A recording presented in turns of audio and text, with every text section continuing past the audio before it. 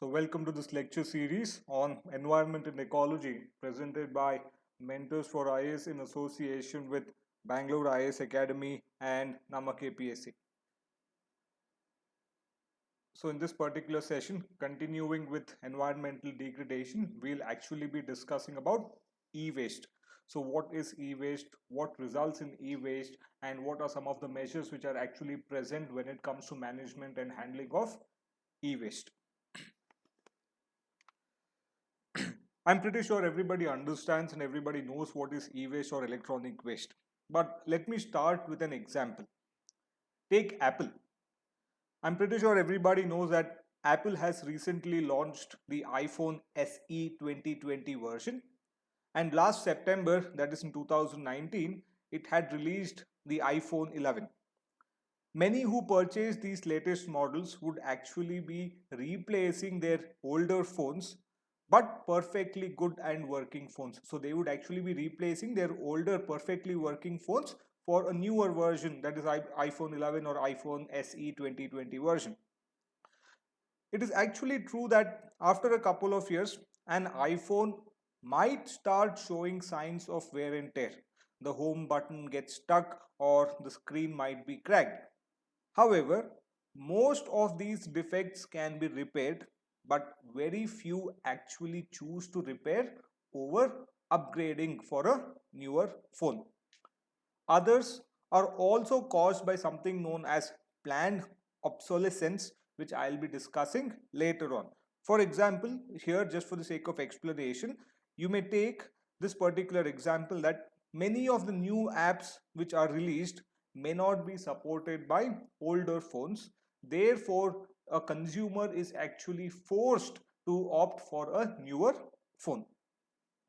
So, going by this particular example, if I have to broadly what do you call as generalize, I could say that people replace things like smartphones, tablets, phablets, laptops, LEDs, LCDs, DVD players, music players, etc. Whether from breakdown, slowdown, or just the availability of a newer model. People will discard these electronics at the slightest inconvenience. It's not just laziness or lust for the future, it could also be the economics of gadgets which actually encourages disposal. For example, in some cases, buying a new washing machine is cheaper than repairing it. I'm pretty sure many of you would have experienced this in Bangalore. Or also, buying a new printer is actually cheaper than buying or changing a set of new ink cartridges. Now, the increase in consumption of electronics has actually uh, led to two major ecological effects. First, it is significantly increasing mining and procurement for the materials needed for the production of gadgets. Second, discarded devices produce large quantities of electronic waste. So, this e-waste or electronic waste is created when an electronic product is discarded after the end of its useful life. Used electronics which are destined for refurbishment, reuse, resale, salvage, recycling through material recovery, or simply disposal are also considered as e-waste. The rapid expansion of technology and the consumption driven society results in the creation of a very large amount of e-waste every minute that the United Nations actually terms it as tsunami of e-waste. And as of today, this market of e-waste is actually worth more than 60 billion US dollars.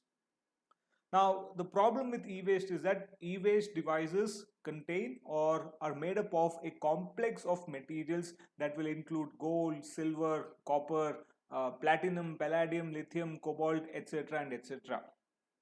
But the problem is that when we go and try to salvage or extract these valuable metals, it is also possible that we might be exposing the environment to the toxic heavy metals which are also included, because electronic devices also comprise toxic heavy metals like lead, mercury, cadmium, beryllium, or many other hazardous chemicals.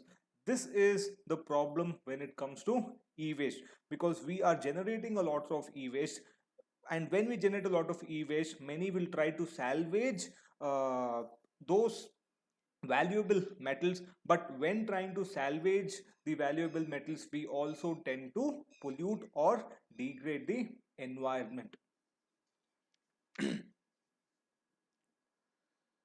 Next, we can classify e-waste into 6 different categories. Okay, so these are the 6 different categories into which e-waste is classified.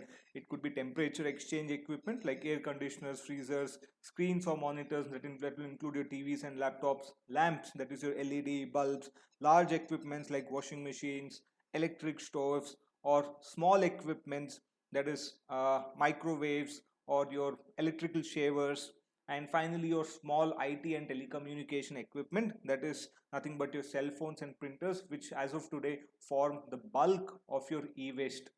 Small information technology and telecommunication equipment now form a bulk of the e-waste. Next, we will deal with what are the reasons for the generation of e-waste. Okay, so here I have listed few reasons for the generation of e-waste, as to why is there an increase in the generation of e-waste over a period of time, especially in the last few decades. One main reason is economics of gadgets, which I had explained earlier. The economics of gadgets actually encourages disposal of electronic equipments. This has resulted in a new trend, that is nothing but your use and throw culture. Instead of using and then reusing or repairing or upgrading, we have now resorted to use and throw. Next, we obviously have falling prices and affordability. So easy access, availability and affordability through EMI schemes has also increased the purchase and consumption of electronic goods, because it is now simply easier. Say for example, an iPhone is going to cost you 50,000 rupees. At present, you may not have 50,000 rupees to spend, but through these EMI schemes, over a period of 10 months, over a period of 10 months, if you are only able to pay 5,000 rupees per month, you should be able to purchase this particular iPhone, because obviously this 50,000 broken down or spread out over a 10 months, you only have to pay 5,000 rupees per month. This makes it easier for everybody to afford expensive gadgets every year. Therefore, this has made equipments more available, easily accessible and also affordable, because of which it supports this throw use and throw culture instead of using and reusing. Then obviously there is peer pressure and consumerism culture, which is promoted through ads and also government policies. The government actually wants people to consume more and more, because when you consume more and more, more is produced. If goods are produced in more, capacity of production has to increase. If capacity of production increases, there could be more employment. So this consumerism is also leading to purchase and consumption of more electrical equipments, especially in developing parts of the world, where there have now especially in developing parts of the world, because many people are now just coming outside that bracket where they are able to afford. At the same time, I would not say that the developing part of the world is actually the main culprit when it comes to e-waste, because a lot of e-waste is actually generated by developed countries or industrialized countries when compared to developing countries. Per capita e-waste which is generated, however, the number of people who are starting to consume for the first time is rapidly increasing in developing countries. Next, we have planned obsolescence.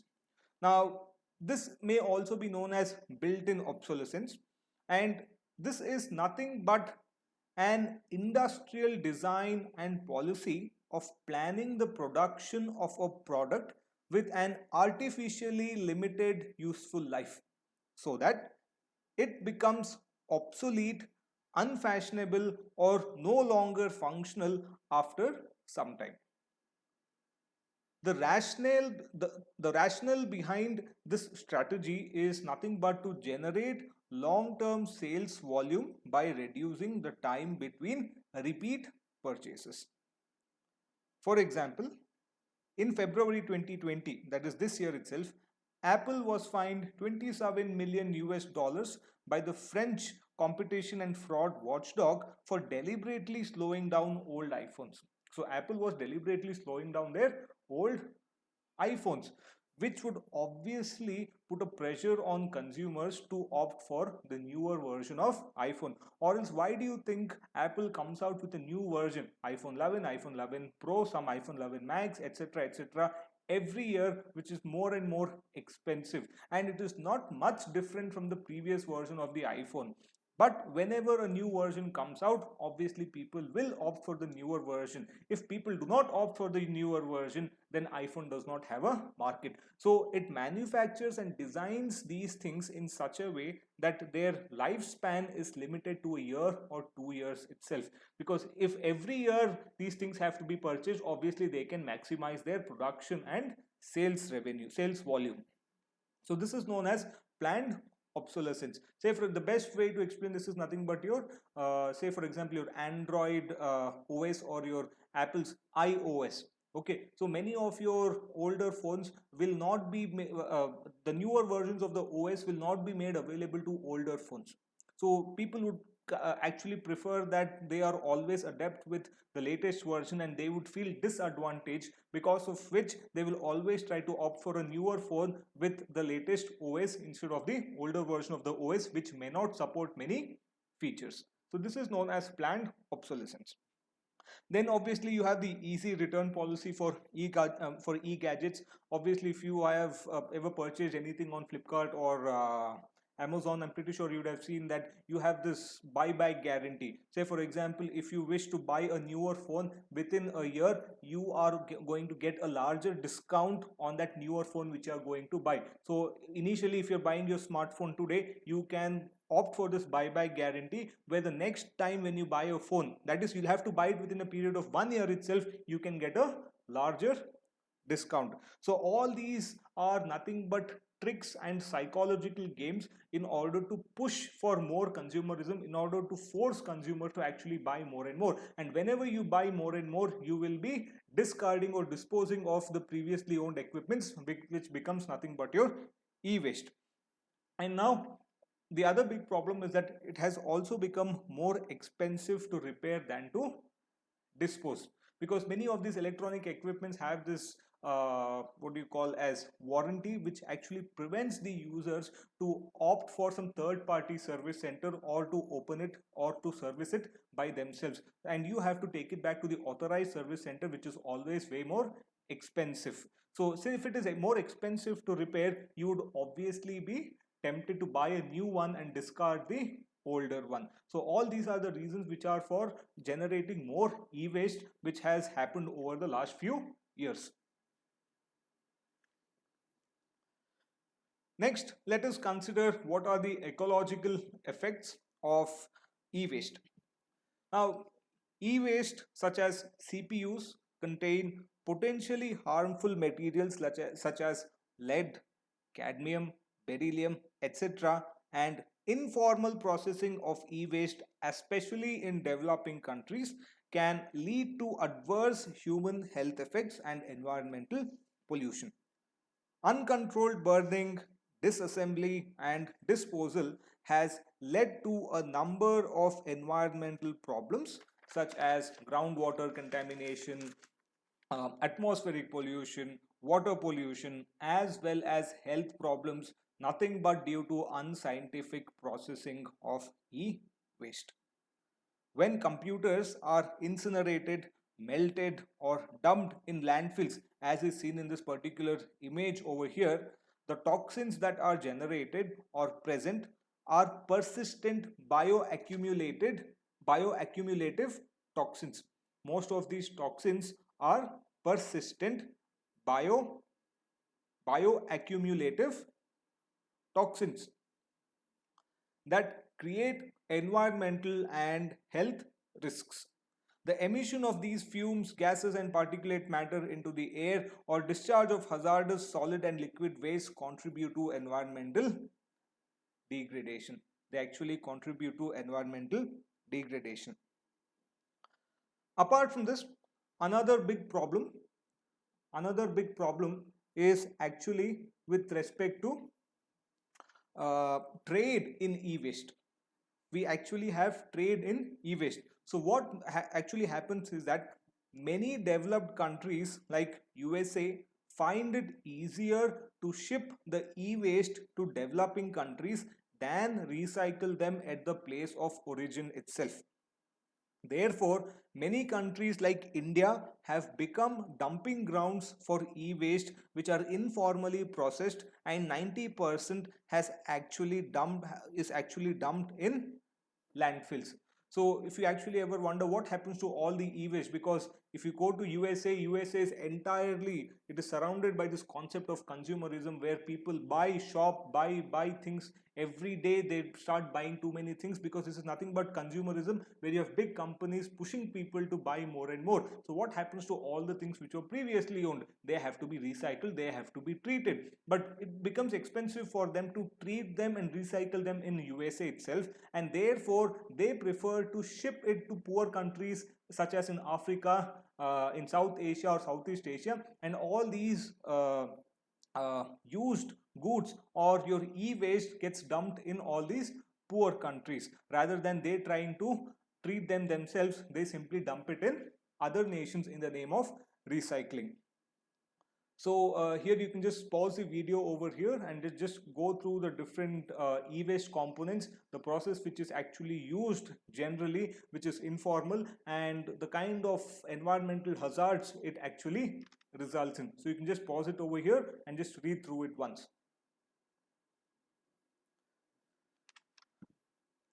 Okay, now see, when it comes to India, even though India has actually banned the import of e-waste, many of these goods, e-waste, which I just mentioned earlier, they are still shipped to India as second-hand goods for reuse. Plus, there is also this issue of data security, since criminals will search for sensitive information like bank account details or on computers or discarded phones. Next, let us discuss about how we can deal with e-waste. Now, the best option is the 3 R's, that is reduce, reuse, and recycle. Reduce, reuse, and recycle. See, we have to reduce the generation of e-waste through smart procurement and good maintenance and purchasing things only when required. We must also give importance to reuse, that is functioning electronic equipment, or at least donate or sell them to others who actually need it, and most importantly recycle those products that cannot be repaired. Second is designing better products. Manufacturers need to design electronics that are repairable, durable, and recyclable, and also contain less toxic substances. Then the right to repair. Many manufacturers, as I had mentioned earlier, forbid repair by unauthorized repairer or self-fixing for expiry of warranty or copyright infringement. For example, in many of the front-loading washing machines, the drum bearing, which is actually a mechanical component, is actually prone to wear and tear. But this particular drum bearing is permanently molded into the wash tub, making it impossible to renew the bearings without replacing the entire tub itself. So if you want the entire tub itself to be replaced, obviously you would try to go back to the original manufacturer, which becomes expensive, but it is a business for the original manufacturer. So this repairing process becomes difficult. Rather, you would find it easier to just dump the old washing machine and simply order for a new washing machine on Amazon or Flipkart. Then you have formal recycling. You should see, policies should actually promote formal and scientific recycling of electronic gadgets and also safe disposal of toxic substances. Also, generating awareness among people about the importance of safe disposal is very important, because as of today, especially in countries like India, all recycling of e-waste is taking place informally, whereas we need policies to establish, support and govern formal processing of e-waste with guidelines which are put in place to protect the lives and to ensure the safeguards, or to safeguard those workers who are actually involved in processing e-waste. So this can be achieved by few initiatives like giving tax rebate to companies, so that you can encourage them to recycle the goods which are manufacturing by them, or you could also consider banning of ban on import of e-waste. And finally, most importantly, something known as extended producer responsibility. Now this particular concept is very important, that is extended producer responsibility. So the extended producer responsibility requires companies that makes products to be responsible for the management and disposal of them at the end of their lives. So the idea is to return waste materials into a resource for producing new products. So what I'm trying to say is that, say for example, if I purchase a Samsung phone, say after 3 years I wish to buy a new phone. Now what will I do with this old Samsung phone? Then Samsung should establish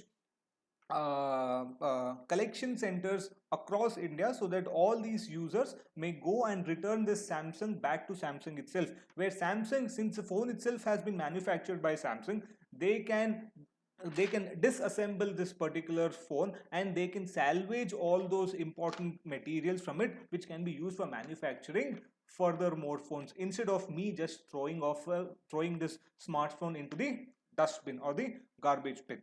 So that is the original aim of extended producer responsibility, where the producer or the manufacturer of these electronic goods are given more responsibilities when it comes to management and disposal of those goods which were originally manufactured by them. Okay, so in continuation of this, in order to manage e-waste in India, the e-waste management rules 2016 was actually brought about. So the e-waste management rules 2016 actually places responsibilities on the consumer and bulk consumer to ensure that e-waste generated by them is always channelized through authorized producer, collection center or recycler. Okay, so this particular e-waste management rules actually has certain important features. So some of the important features are that uh, the manufacturers under this particular notification are required to collect e-waste generated during manufacturing and then channelize them for recycle or disposal. Also, manufacturers of e-waste are required to ensure that no damage is caused to the environment during storage and transportation of e-waste. The producers shall also ensure collection and channelization of e-waste and also provide for easy storage and treatment. Now, in 2018, the e-waste management rules was actually amended. Now, when this particular e-waste management rules were amended, few important things were brought about. Now, the most important thing over here that you have to remember is that as of today, due to thanks to the amendment, the e-waste rules also apply to CFL lamps and mercury containing lamps. Please remember, as of now, CFL lamps and mercury containing lamps will also be considered as e-waste and will have to be managed according to the rules which are contained in this notification. However, this will not apply to radioactive waste, lead acid batteries and your MSMEs.